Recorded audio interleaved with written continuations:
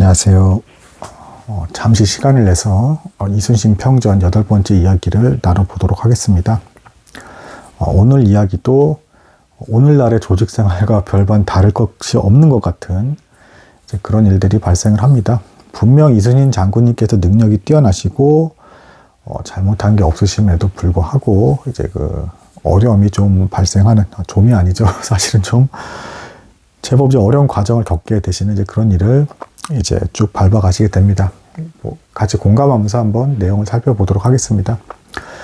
자, 지난번에 이순신 장군님께서 종사품 수군의 만호통부에서 장군 자리까지 가셨는데, 여러 음모로 인해서 어려움을 겪으시다가 마침내는 아예 그 한성부 훈련원의 책임자였던 서익이라는 그 사람, 그 편향된 사람이 그 먼 전라도까지 내려와서 직접 이순신 장군님의 책을 잡아서 그곳 장소에서 책을 잡아서 파직시켰다, 이 말씀을 들었습니다. 이거 끔찍한 일이죠. 오늘처럼 고속버스 타고 바로 전라도까지 가는 그런 게 아닙니다. 그 먼 걸 내려와서 직접 파직을 시켰다는 거예요.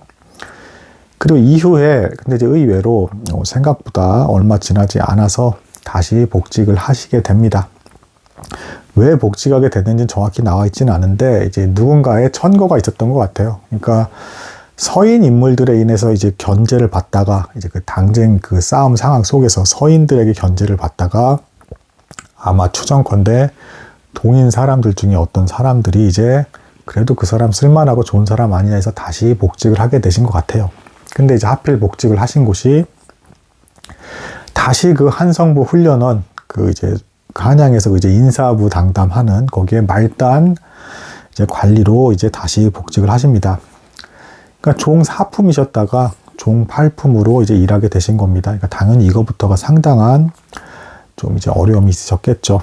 그리고 여기서 또 그 유명한 그 전통이라고 해서 화살통 사건이 발생을 합니다. 이 화살통 사건이 뭐냐 말씀을 드리겠습니다. 이때 당시에 양반들이 사냥을 했죠. 근데 이 병조판서 유전이라는 사람이 있어요. 병조판서면 말 그대로 병권에 있어서는 관리 중에 가장 최고인 수장이 되겠습니다. 오늘날 치면 국방부 장관 이런 걸로 볼 수가 있겠죠. 병조판서 이분이랑 같이 사냥을 하는데, 이순신 장군님께서 가지고 있던 그 화살통이 굉장히 고급스럽고 멋졌었나 봅니다. 그래서 그 병조판서 유전이 그 화살통을 나에게 넘겨라, 이렇게 요구를 한 겁니다. 직계부터가 하늘과 땅 차이니까 일반적인 사람이라면 그게 알겠습니다, 바로 그냥 들었겠죠. 근데 이순신 장군님께서 이렇게 말씀을 하십니다. 전통, 그러니까 화살통을 드리는 것은 어렵지 않으나 이 일로 인해서 대감과 내가 지탄을 받게 될 것입니다, 이렇게 얘기를 합니다. 도저히 그 일반인으로서 상상할 수 없는 반응을 보신 거예요. 그러니까 틀린 건 전혀 아닙니다, 절대. 그리고 답변도 너무 슬기롭게 답을 해버리셔서 병조판서조차도 차마 뭐라고 말을 못하고 가져가지 못했대. 그러니까 무슨 얘기입니까? 이걸 드리는 건 어렵지 않은데 만약에 대감이 이걸 가져가시게 되면 이거는 그 공무원 사회에서 이런 어떤 상납받는 거 있잖아요. 이렇게처럼 돼버릴 것이고 부정부패한 사람으로 낙인을 찍히게 될 것이다, 라고 말씀을 드린 겁니다. 이순신 장군님께서. 그러니까 이 병조판서 유전이 그런 기세 등등 대단한 대감이심에도 불구하고 차마 이순신 장군님의 화살통을 가져가지 못했다. 근데 이 사건이 빌미가 된 건지는 모르겠지만 또 이 한성부 훈련원 요직이라고 했죠. 비록 말단이라고 하지만 인사과니까 여기서 또 다시금 외직으로 또 나가시게 됩니다. 얼마 안 있다가. 참 다사다난하시죠. 계속 보직이 옮겨지는 겁니다. 근데 이번에 보직이 옮겨질 때도 참 괴상한 사건을 경험하시게 됩니다. 이 함경도 지방에 오랑캐, 그러니까 여진족이죠. 당시에 그 북쪽에 이 오랑캐들이 국경선을 좀 어느 정도 넘어온 거예요. 이게 막질 못하게 된 거죠. 그래서 그곳에 있던 그 함경도 절도사가 바뀐 그 사람이 근데 이용이란 사람이었어요. 근데 이 이용이 누구냐? 전에 나왔어요. 이용이 어떤 사람이냐? 이순신 장군님께서 그 수군에서 종사품직을 맡게 되셨을 때 직속 상관 중에 그 오동나무 사건 일으킨 그 상관 기억하실 겁니다. 그 내가 검은고로 쓰겠다 하면서 이순신 장군님을 압박하신 그분. 근데 그분이 차마 이순신 장군이니까 안가품을 못하고 보직 변경을 하게 됐을 때 후임으로 온 사람이 이용이에요. 그럼 그 이용이라는 사람한테 내 바로 직속 부하였던 이순신이란 이 인간이 날 이렇게까지 모욕했다라고 하면서 반드시 보복을 해! 라고 부탁을 받은 사람이 이용이었고, 이 이용이라는 사람이 실제로 또 이순신 장군님을 책을 잡아서 어떻게든 쫓아내려고 했던 그 사람입니다. 근데 이 사람이 참 신기하게도 함경도에서 이제 실전 전쟁을 치르게 되니까 막상 이순신 장군님을 데리고 갑니다. 참, 어떻게 보면 되게 얍삽하고 참 이율배반적인 행동이죠. 그러니까 이순신 장군님의 강직함은 정말 마음에 안 들면서도 이분이 탁월하고 유능하고 실제 전투에서는 능력을 발휘할 거라는 걸 아는 겁니다. 그러니까 마음에 안 들면서도 데리고 와서 어쨌든 전쟁은 이겨야겠으니까 데리고 가는 겁니다. 참, 이 얍삽하게 사람을 참 사용하는 묘한 상황이 되겠습니다.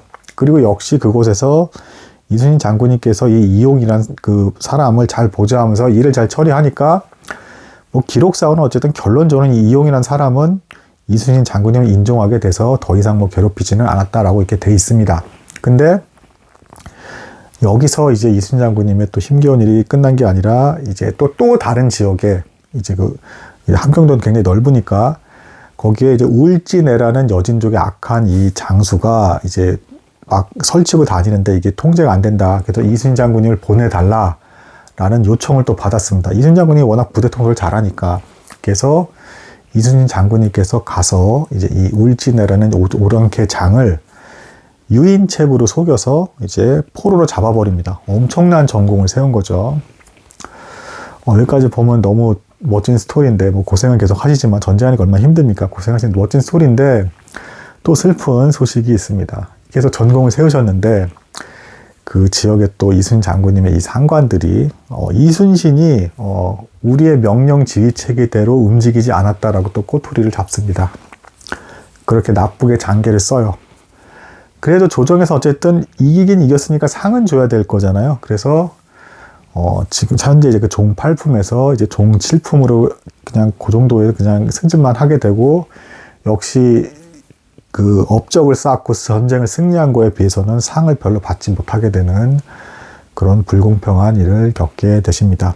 그러니까 이 지금 굴러가는 상황이 어떻게 된 거냐면, 그러니까 이제 딱 눈치가 좀 보이죠. 뭐냐면 조정에서 봤을 때 일단 이순신 장군님의 능력치는 이제 인정을 받은 겁니다. 이 사람이 굉장히 군통솔을 잘하고 군인들을 잘 관리하고 실제로 전투력 있게 아주 잘하는 그런 사람이다. 유능한 사람이다. 근데 도무지 아부를 안 하고 강직하고 원칙대로 하는 건 너무 마음에 안 든다는 겁니다. 그래서 어렵게 전쟁을 해야 되고 치르고 막 힘든 데에서만 전면에 사용해서 보내버리는 거죠.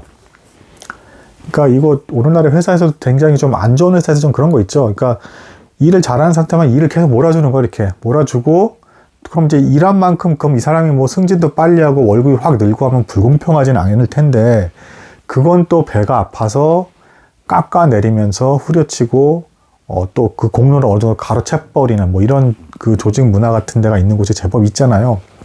어쩌면 들으시는 분들 중에서도 겪으신 분들도 있으셨을 거란 생각이 듭니다. 선량하게 정말 일을 잘했고 충실하게 했는데 공로를 뺏기고 바보 멍청이 취급을 당한다든가 이러면서 아무것도 인정을 받지 못하는, 정말 일을 잘하고 원칙대로 했음에도 불구하고. 근데 이순신 장군님께서 이제 그런 일을 겪고 계시는 겁니다. 그러다가 어쨌든 요 일을 진압을 하신 뒤에 힘들게 추가 이제 여러 가지 그 급한 변방의 몇몇 그 문제들을 해결하고 계셨는데, 이때 이제 아버지께서 이제 돌아가시게 됩니다. 이순신 장군님의 아버지 이정, 이분이 갑자기 돌아가시게 되었고, 그 돌아가셨다는 소식을 한참 뒤에 들어요. 한 몇 개월 뒤에 듣습니다. 다음에 넘어간 다음에. 그러고 나서야 그러니까 이제 너무 전쟁이 다급하니까. 그래서 어쨌든 조선은 유교의 나라였기 때문에 기본적인 원칙은 문관이든 무관이든 3년상을 치르는 거였어요. 근데 이것도 이제 전쟁이 완전히 끝난 건 아니었기 때문에 질질 시간을 끌다 나중에 뒤늦게 알려주게 된 것이고, 그때가 되고 나서야 이제 사건이 거의 다 가라앉혀지고 나서야 이순신 장군님은 이제 굉장히 슬픈 마음으로 그 소식이 전달되자마자 고향으로 내려가서 아버지의 상을 3년상을 이제 치르게 됩니다. 사실은 좀 되게 안타깝고 슬픈 내용인데, 그 이후에도 좀 이런 게 좀 많이 반복이 됩니다. 그러니까 윗사람들이 이순신 장군님의 능력은 너무 출중하니까 차마 완전히 막 완전 망하게는 안 하고 다급할 땐 쓰는 거예요, 계속. 다급할 땐 쓰면서 그렇다고 너무 고마워, 뭐 감사해야 돼. 너는 너무 정말 승진을 하고 막 빨리 높은 자리에 올라가게 뭐 합당한 그런 사람이 하면서 인정해주면서 올리지는 않는. 계속 깎아내리는. 왜냐하면 이제 아부는 또 안 한다는 거지. 또 아부는 안 하고 사바사바다고 좀 눈치껏도 좀 이렇게 하고 좀 해봐 하는데 이제 그게 없으니까 이제 그건 또 마음에 안 든다라는 겁니다. 그래서 깎아치는 이제 그런 모습이 보여집니다. 뭐 조금 첨언을 좀 제가 좀 하자면 이건 저만 그렇게 느낀 게 아니라 제 과거에 제가 고등학교 때도 뭐 역사 선생님이 계셨었어요. 그분도 좀 비슷한 말 했고 나중에 저도 책에서 좀 그런 걸 느꼈고 실제로 책에도 그런 게 쓰여진 일이 있었는데 그 기록을 좀 봤는데 한국 사람들의 아주 나쁜 습성 중에 하나. 그러니까 이제 서양도 누가 이렇게 출중해서 잘 되면 막 질투심이 발동하고 막 이 사람을 깎아치려고 하는 그런 게 없는 건 아니에요. 서양도 당연히 있는데 그럼에도 불구하고 전반적인 분위기가 우리나라보다는 뭔가 영웅인 것 같은 사람이 나온다라고 하면 막 떠받들여주는 어떤 그런 분위기가 좀 있습니다. 서양 같은 경우에는. 근데 우리나라는 누군가 정말 쓸만한 사람이 이렇게 부상하고 이 사람이 좀 잘 될 것 같다 하면 사정없이 정말 무섭게 깎아칩니다. 뭐 심지어는 이 사람이 정도를 걷고 옳은 길이고 정말 바른 말을 하고 있음에도 불구하고 그건 중요하지 않고 어쨌든 얘가 잘 되는 건 내가 내 신보상 못 보겠다 하면서 이제 막 까는 이게 제가 여러 책을 보면서도 저도 이건 조금 너무 심하다. 그러니까 서양에 비해서 이게 좀 많이 좀 심한 것 같다라는 걸 좀 많이 느꼈고 그래도 좀 그런 모습이 좀 많이 보여지는 그런 또 이야기가 계속 진행이 되고 있는 것 같습니다. 그래서 우리나라 사람들도 조직생활 힘들어한다라고 자주 말하기도 하고 이직도 되게 많은 것 같아요. 그래서 요즘 젊은 사람들 이직도 많이 하는 것 같은데 이순신 장군님도 뭐 자기가 뜻하지 않게 어쨌든 계속 부서 옮기고 뭐 여기 갔다 저기 갔다 한성부 갔다 뭐 나중에 또 수군 또 가십니다. 또 갔다 뭐 계속 툭 하면 바뀌면서 여기저기 이제 막 땜빵 하듯이 막 이런 일대로 하고 인정을 받지 못하는 이런 과정이 계속 반복되고 있습니다. 하지만 자신의 소신을 굽히지 않고 옳은 길을 끝까지 걸어가려고 하셨잖아요. 그러니까 그런 본이 되는 모습에 대해서 우리도 따라야겠다라는 걸 교훈을 얻는다라고 볼 수가 있겠습니다. 오늘 여기까지 하도록 하겠습니다. 감사합니다.